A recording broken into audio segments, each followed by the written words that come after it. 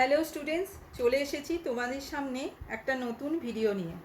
আজকে আমি তোমাদের কাছে আলোচনা করব চারুচন্দ্র ভট্টাচার্যের লেখা গ্যালিলিওর আবিষ্কার। এটি আইসিএসসি ক্লাস 7 নবযুগ সাহিত্যে আছে। ইটালি দেশে পিসা শহরে গির্জার অভ্যন্তর ছাদ হতে একটা শিকল নেমে এসেছে, তার থেকে একটা ঝাড়লণ্ঠন ঝুলছে। এখানে ইটালি দেশে পিসা শহরের কথা বলা হয়েছে। সেখানে গির্জার ভেতরে ছাদ থেকে একটা শিকল নেমে এসেছে এবং তার মধ্যে একটা ঝাড়লণ্ঠন ঝুলছে। গির্জার মধ্যে একটি বালক বসেছিল। তার মনে হলো ঝাড়ের দোলনটা বেশি হোক বা কম হোক, দোলনকার যেন একই। সেখানে একজন বালক বসেছিল এবং তার মনে হচ্ছিল যে সে ওই ঝাড়ের লণ্ঠন দিকে তাকিয়েছিল এবং তার মনে হলো যে এটা ঝাড়ের দোলনটা বেশি হোক বা কম হোক, এর দোলনকাল একই। কিন্তু দোলনকাল কি করে মাপা যেতে পারে? এ হলো 300 বছর আগেকার কথা। এটি 300 বছর আগেকার ঘটনা। ঘড়ি তখনও আবিষ্কৃত হয়নি, মানে ঘড়ি তখনও আবিষ্কার করা হয়নি। বালকটি ফস করে নিজের নাড়িটা টিপে সময় নির্ধারণ করতে লাগলো, আর দেখলো সে যা ভেবেছিল ঠিক তাই। বালকটা তখন কি করলো, হাতের যে ভেন আছে সেটা টিপে ধরে মানে দেখতে লাগলো, আর দেখলো যে সময় নির্ধারণ করতে লাগলো এবং সে যা ভেবেছিল ঠিক তাই। দোলনের বিস্তার কম বেশি যাই হোক, দোলনকাল সমান। সে সেটা দেখে আর ওই ঝাড়লণ্ঠনের দোলনটা অবজার্ভ করে দেখলো যে এইটা কম বেশি যাই হোক, দোলনকাল কিন্তু এটা সমান। 17 বছরের এই বালক গ্যালিলিও সেদিন বিজ্ঞানের এক নতুন তথ্য আবিষ্কার করলো। এই যে বালকটা বসেছিল সে আর কেউ নয়, সে হলো গ্যালিলিও। তার তখন বয়স হলো 17 বছর। সে তখন এক বিজ্ঞানের মানে সায়েন্সের এক নতুন তথ্য আবিষ্কার করলো। সঙ্গে সঙ্গে সে ভেবে নিল যে নাড়ী স্পন্দন দিয়ে যদি বালকের দোলনকাল মাপা যায়, তবে অন্যদিকে একটা দোলকের দোলনকাল লক্ষ্য করে নাড়ীর স্পন্দনকাল মাপা সম্ভব হবে। সে এটা দেখে সে ভেবে নিল যে নাড়ীর স্পন্দন দিয়ে যদি দোলকের দোলনকাল মাপা যায়, সে ওই নাড়ীর স্পন্দন মানে ভেনের যে রিদিমটা দেখেছিল সেটা দেখে ও ভাবলো যে এইটা দিয়ে যদি দোলকের দোলনকাল মাপা যায়, তবে অন্যদিকে একটা দোলকের দোলনকাল লক্ষ্য করে নাড়ীর স্পন্দন কালও মাপা সম্ভব হবে। আবার উল্টো দিকে যে এই দোলকের দোলনকাল দিয়ে নাড়ী স্পন্দনও আবার মাপা যাবে, মানে দুটোই সেম। বেশি দিন গেল না, সে একটা ছোট যন্ত্র তৈরি করলো যা দিয়ে নাড়ীর গতি মাপা সম্ভব হলো। সে একটা ছোট যন্ত্র তৈরি করলো, সেটা দিয়ে এই নাড়ীর গতি মাপা মানে ভেনটা টিপে ধরে এটা মাপা মেজার করা সম্ভব হলো। এই যন্ত্র ডাক্তারদের খুব কাজে লেগে গেল। গ্যালিলিওর নাম চারিদিকে ছড়িয়ে পড়ল। এই যন্ত্রটা ডাক্তারদের খুব কাজে লাগলো এবং গ্যালিলিওর নামও চারিদিকে ছড়িয়ে পড়ল। 1564 সালে 15ই ফেব্রুয়ারি গ্যালিলিও জন্মগ্রহণ করেন। তার পিতা ছিলেন একজন সঙ্গীতজ্ঞ ও গণিতজ্ঞ। 1564 সালে গ্যালিলিওর জন্মগ্রহণ করেন ফেব্রুয়ারি মাসে। তার পিতা ছিলেন একজন সঙ্গীতজ্ঞ মানে যিনি সঙ্গীত রচনা করেন, পরিচালনা করেন বা পরিবেশন করেন। আর গণিতজ্ঞ হলো গণিত শাস্ত্রে বিশেষজ্ঞ, পণ্ডিত বা দক্ষ ব্যক্তি। ইংলিশে একে ম্যাথমেটিশিয়ান বলা হয়। গণিত বা অঙ্কে ব্যাপক জ্ঞান। কিন্তু এসব চর্চায় পয়সা নেই ভেবে তিনি ছেলেকে কাপড়ের ব্যবসায় লাগিয়ে দিলেন। এই সঙ্গীতজ্ঞ গণিতজ্ঞ হওয়া সত্ত্বেও গ্যালিলিওর বাবা ভেবেছিলেন যে এই ব্যবসা মানে এই পেশাতে কোনো টাকা পয়সা নেই ভেবে সে ছেলেকে কাপড়ের ব্যবসায় লাগিয়ে দিলেন। গ্যালিলিও দুদিনই দেখলেন সে কাজ তার নয়। এইটা ব্যবসাটা আরম্ভ করার পর তিনি বুঝতে পারলেন যে এই কাজটা তার নয়। তিনি পিতাকে বুঝিয়ে পিসা বিশ্ববিদ্যালয়ে দর্শনশাস্ত্র ও চিকিৎসাশাস্ত্র পড়তে গেলেন। পিসা শহরে বিশ্ববিদ্যালয়ে গেলেন এবং দর্শনশাস্ত্র মানে ফিলোসফি, দর্শন হলো অস্তিত্ব, জ্ঞান, যুক্তি, মন, এবং মূল্যবোধের মতো মৌলিক প্রশ্নগুলির পদ্ধতিগত ও যুক্তিনির্ভর আলোচনা। আর চিকিৎসাশাস্ত্র মানে জানেই তো, মেডিকেল সায়েন্স, রোগ নির্ণয়, নিরাময়, প্রতিরোধ এবং মানুষের স্বাস্থ্য কিভাবে ভালো থাকবে সেই বিষয়ে জ্ঞান অর্জন করা। বা জানা। প্রাচীনকালে গ্রিস দেশে দার্শনিকেরা যা লিপিবদ্ধ করে গিয়েছিলেন, হাজার বছর ধরে ইউরোপের বিভিন্ন বিশ্ববিদ্যালয়ে তা পড়ানো হয়ে আসছিল। মানে প্রাচীনকালে গ্রিস দেশে দার্শনিকেরা, ফিলোজফাররা যে সব লিপিবদ্ধ করে গিয়েছিল, সেটা ইউরোপের বিভিন্ন বিশ্ববিদ্যালয়ে তা পড়ানো হয়ে আসছিল। কিন্তু গ্যালিলিও ছাত্র হয়ে এসে সব কথাতেই অধ্যাপকদের সঙ্গে তর্ক জুড়ে দিতে লাগলেন। অধ্যাপক মানে কলেজ বা বিশ্ববিদ্যালয়ের শিক্ষক, প্রফেসর। হ্যাঁ,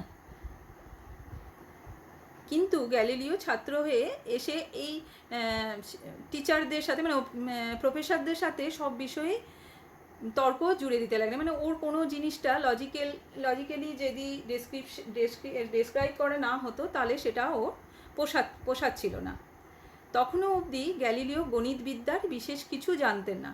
তখনও কিন্তু তিনি গণিতবিদ্যার কিছুই জানতেন না। এই সময়ে মানে এইসব মানে গণিতবিদ্যার বিশেষ কিছু না জানা সত্ত্বেও তিনি প্রফেসরদের সাথে তর্কে জড়িয়ে পড়তেন। মানে এতটাই তার জ্ঞান ছিল। একজন বিশিষ্ট অধ্যাপক পিসা বিশ্ববিদ্যালয়ে এসে গণিতের ছাত্রদের কাছে কতগুলি বক্তৃতা দিতে থাকলেন। অধ্যাপক গ্যালিলিওর কথাবার্তায় মুগ্ধ হয়ে তাকে ছাত্র হিসেবে নিয়ে নিলেন। পিসা শহরে বিশ্ববিদ্যালয়ে গণিতের ছাত্রদের কাছে একজন বিশিষ্ট পণ্ডিত ব্যক্তি এসে বক্তৃতা দিতে লাগলেন, এবং তার গ্যালিলিওকে খুবই ভালো লাগলো এবং তার কথাবার্তায় তিনি মুগ্ধ হয়ে গেলেন। অল্পকালের মধ্যেই বিশিষ্ট গণিতজ্ঞ বলে গ্যালিলিও প্রসিদ্ধি লাভ করলেন। কিছুদিনের মধ্যেই গ্যালিলিও বিশিষ্ট গণিতজ্ঞ বলে প্রসিদ্ধি লাভ করলেন। এর কিছুদিন পরে গ্যালিলিও পিসা বিশ্ববিদ্যালয়ে একজন অধ্যাপক রূপে নিযুক্ত হলেন। এরপরে তার কিছুদিন বাদেই পিসা বিশ্ববিদ্যালয়ে তিনি একজন অধ্যাপক রূপে নিযুক্ত হলেন। বহু শতাব্দী আগে অ্যারিস্টটল বিজ্ঞানে যেসব তথ্য প্রকাশ করেছিলেন, নির্বিচারে লোকে সে সকল এতদিন মেনে আসছিল। অ্যারিস্টটল বলেছিলেন, একটা 100 পাউন্ডের ওজন ও 1 পাউন্ডের একটা ওজন উপর থেকে ছেড়ে দাও, 100 পাউন্ড ওজন 1 পাউন্ড ওজনের চেয়ে 100 গুণ দ্রুত পড়বে। গ্যালিলিও বললেন, বাজে কথা, তারা একই সঙ্গে পড়বে। অ্যারিস্টটল যেটা বলেছিলেন যে 100 পাউন্ডের ওজন ও 1 পাউন্ডের ওজন একসাথে পড়বে, মানে অনেক 100 গুণ পরে পড়বে, সেটা গ্যালিলিও স্বীকার করলেন না। গ্যালিলিও বললেন এটা ভুল।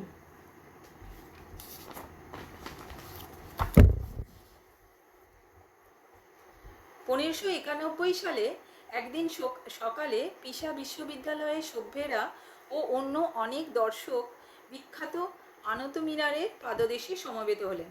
1591 সালে একদিন সকালবেলা পিসা বিশ্ববিদ্যালয়ের সভ্যেরা ও অনেক গুণীমানী ব্যক্তি, অনেক দর্শক একটা আনত মিনারের পাদদেশে, মানে মিনারের নিচে এসে একসাথে জড়ো হলেন। গ্যালিলিও মিনারের উপরে উঠলেন আর সেখান থেকে একটা ছোট বল ও তার 100 গুণ ভারী একটা বল একসঙ্গে ছাড়লেন।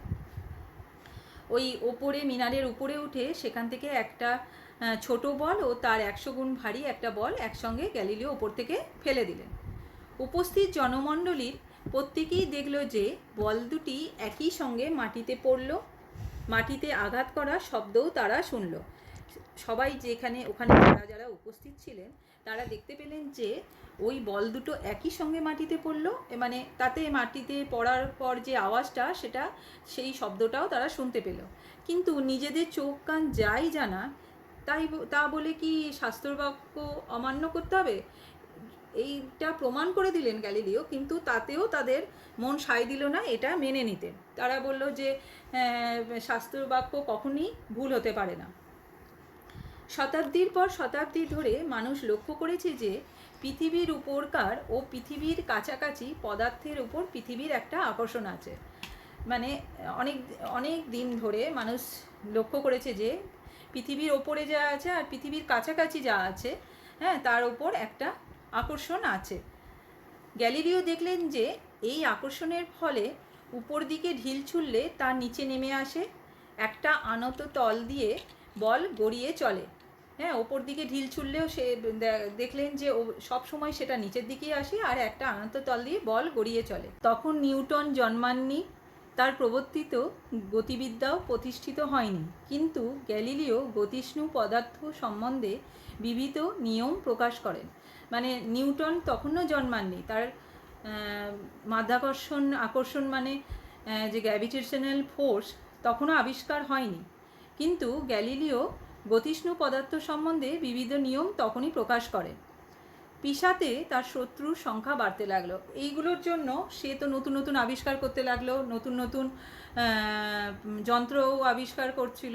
এতে আর তার মতের সাথে অন্যজনার মতের পার্থক্য হওয়াতে তার শত্রুর সংখ্যা বাড়তে থাকলো। মানে ও যে ভালো করছে বা উনি যে খুব ব্রিলিয়ান্ট, এটা কেউ কিছুতেই স্বীকার করে নিতে পারছিল না। মানে কিছুজন, সবাই নয়, কিছুজন। বাধ্য হয়ে তিনি তখন পাড়ুয়াতে চলে গেলেন।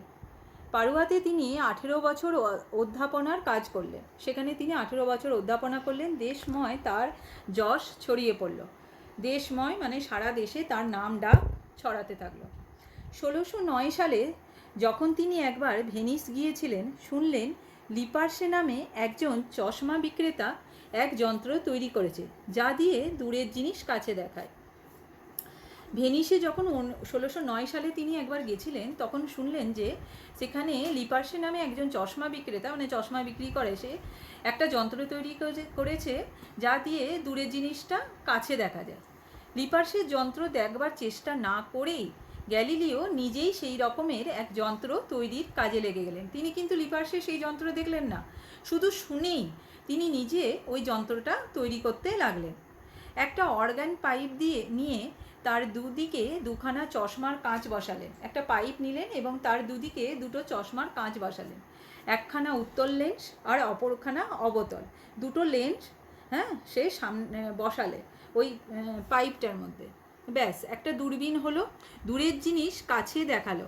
এই দূরবীন তৈরি হয়ে গেল এবং মানে তিনি দূরবীন তৈরি করে ফেললেন এবং দূরের জিনিসটা তখন থেকে কাছে দেখতে লাগলেন। এই দিয়ে গ্যালিলিও অনেক নতুন নক্ষত্র দেখলেন। হ্যাঁ, এইটা দিয়ে মানে দূরের জিনিস দেখা যাচ্ছে, মানে অনেক নক্ষত্র দেখতে পেলেন, স্টার, খালি চোখে যাদের দেখা যায় না। দিন দিন যন্ত্রের উন্নতি সাধন করতে থাকলেন। হ্যাঁ, প্রতিদিনই তিনি নতুন নতুন যন্ত্র তৈরি করতে লাগলেন। একটা ভালো যন্ত্রের মধ্যে দিয়ে চাঁদের দিকে তাকিয়ে গ্যালিলিও আনন্দে অধীর হলেন। একটা ভালো যন্ত্রের মধ্যে দিয়ে তিনি চাঁদের দিকে তাকালেন এবং খুব আনন্দে অধীর হলেন। সাধারণ লোকে যা চাঁদের কলঙ্ক বলে, গ্যালিলিও দেখলেন সেগুলো ওখানকার পর্বতশ্রেণী, মাঝে গভীর গর্ত।